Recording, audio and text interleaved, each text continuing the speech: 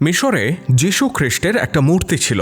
একদিন দেখা গেল মূর্তির নাকটা ভেঙে গেছে। এ নিয়ে খ্রিস্টান প্রজারা তো রেগেমেগে আগুন। তাদের দাবি একটাই, এই অন্যায়ের বিচার করতে হবে। তা কি বিচার? বেশ কিছু অপশন ঘুরে শেষমেশ সিদ্ধান্ত হলো মিশরের গভর্নর যিনি আমর ইবনুল আস রাদিয়াল্লাহু তাআলা আনহু, তার নাকটা কেটে দেওয়া হবে। এখন আপনি প্রশ্ন করতেই পারেন, এটা কেমন বিচার? এক মূর্তির নাক ভাঙা গেছে, তার বদলা হিসেবে একজন জলজ্যান্ত মানুষের নাক কাটা হবে। হ্যাঁ, শুনতে বড় অবাক লাগলেও সিদ্ধান্তটা কিন্তু তাই হয়েছিল।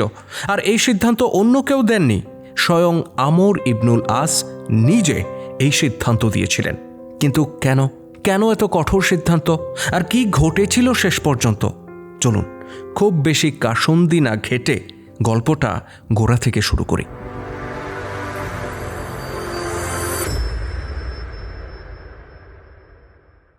মদিনায় তখন চলছে হযরত ওমর রাদিয়াল্লাহু তাআলা আনহুর খেলাফত। খলিফার পক্ষ থেকে মিশর শাসন করছেন বিশিষ্ট সাহাবী আমর ইবনুল আস রাদিয়াল্লাহু তাআলা আনহু। আমর রাদিয়াল্লাহু তাআলা আনহু কিভাবে মিশরের গভর্নর হলেন, এর আলাদা একটা গল্প আছে, সেটা না হয় আরেকদিন বললাম। তো আমর রাদিয়াল্লাহু তাআলা আনহু মিশরের দায়িত্ব নেয়ার পর সেখানকার অমুসলিম প্রজাদেরকে বেশ কিছু আশ্বাস দিলেন, যেমনটা অপরাপর মুসলিম প্রদেশগুলোতেও দেয়া হতো, যেমন ধর্মবিশ্বাসের স্বাধীনতা, ধর্মকর্মের স্বাধীনতা ইত্যাদি। এমনকি ভিন্ন ধর্মের উপাসনালয় যেমন গির্জা, প্যাকোডা, মন্দির এসবের নিরাপত্তার প্রতিশ্রুতিও দেওয়া হয় মুসলিম খেলাফতের পক্ষ থেকে। তো সব কিছুই ঠিকঠাক চলছিল। মুসলিমরা শহরের নিরাপত্তায় রাত জেগে পাহারা দিচ্ছিল, মসজিদ, মন্দির, গির্জা, প্যাগোডা সবকিছু। এরই মধ্যে একদিন রাতে ঘটে গেল একটা অপ্রত্যাশিত ঘটনা।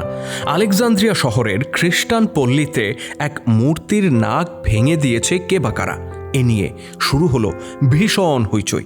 স্থানীয় বিশপ বিচার নিয়ে গেলেন আমর ইবনুল আস রাদিয়াল্লাহু তাআলা আনহুর কাছে। বিশপ মানে তো বোঝেন, খ্রিস্টানদের ধর্মগুরু আর কি।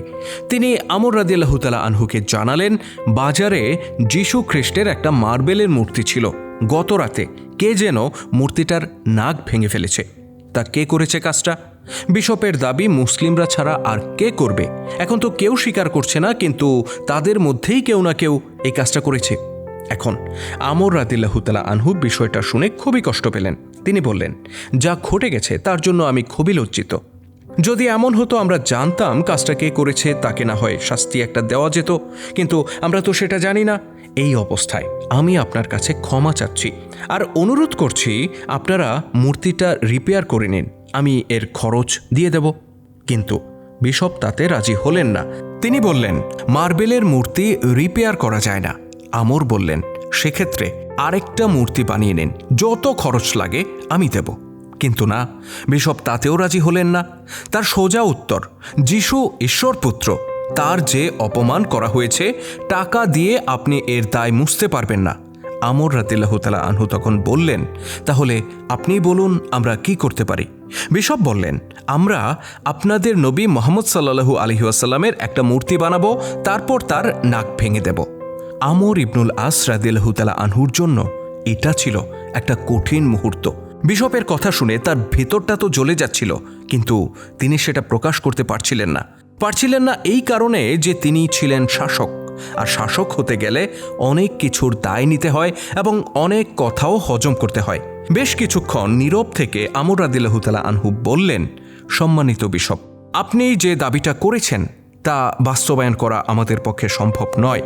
আপনি জানেন আমাদের সম্পদ ও পরিবারকে আমরা যতটা ভালোবাসি, নবী মুহাম্মদ সাল্লাল্লাহু আলাইহি ওয়াসাল্লামকে তার চেয়ে অনেক বেশি ভালোবাসি। আমি আপনাকে অনুরোধ করছি, আপনি অন্য কোনো প্রস্তাব করুন, যেমন আমরা মুসলিমরা যারা এখানে আছি, আপনি আমাদের যে কারো নাক কেটে নিন। বিশপ ভাবলেন, এ তো দারুণ প্রস্তাব। তিনি বললেন, ঠিক আছে, আমরা আপনার সম্মানের দিকে তাকিয়ে এই প্রস্তাব মেনে নিলাম।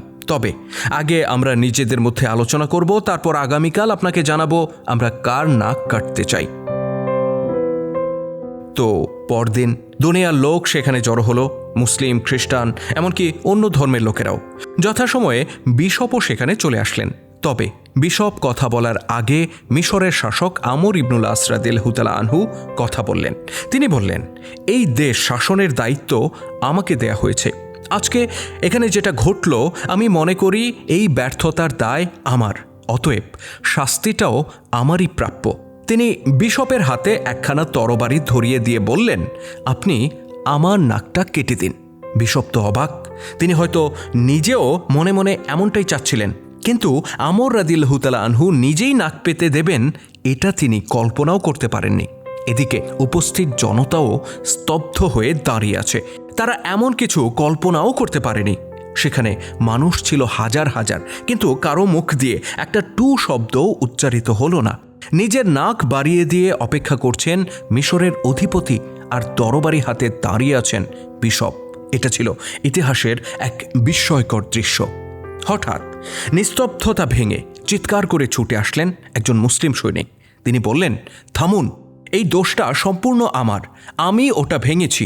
দেখুন, ভাঙা নাকটা এখনও আমার হাতে আছে। তবে আমি এটা সচেতনভাবে করিনি, দুর্ঘটনাবশত এটা হয়ে গেছে। তারপরেও যদি শাস্তি দিতে হয় তবে আমাকে দিন, আমাদের সেনাপতিকে নয়। সৈনিকটি এগিয়ে এসে বিশপের তরবারির নিচে নাক পেতে দিলেন। আর এই ঘটনায় দ্বিতীয় দফায় নিস্তব্ধ হয়ে গেল পুরো জনতা, আর বিশপও হতভম্ব হয়ে পড়লেন।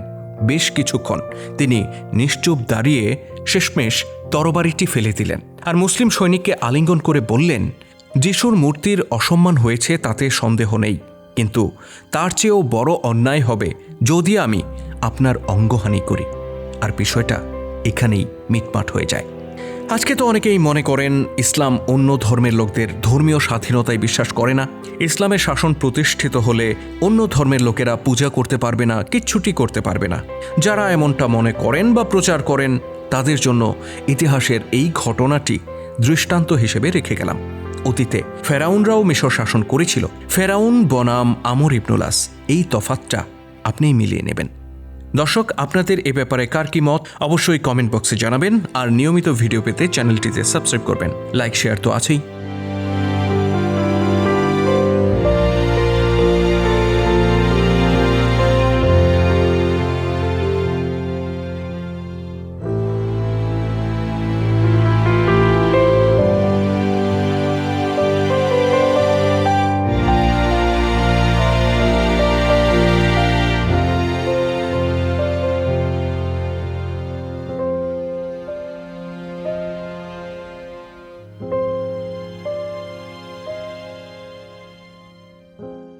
ইসলামের গৌরবময় ইতিহাস নিয়ে নির্মিত ভিডিও চিত্র আমরা ধারাবাহিকভাবে তুলে ধরছি আমাদের চ্যানেলে। আপনি যদি নতুন হয়ে থাকেন তাহলে চ্যানেলটিতে সাবস্ক্রাইব করার অনুরোধ রইল। আর আজকের ভিডিওটি কেমন ছিল কমেন্ট করে জানাতে ভুলবেন না। যদি ভালো লেগে থাকে তাহলে অবশ্যই লাইক ও শেয়ার করে ছড়িয়ে দেওয়ার অনুরোধ রইল। আল্লাহ হাফেজ।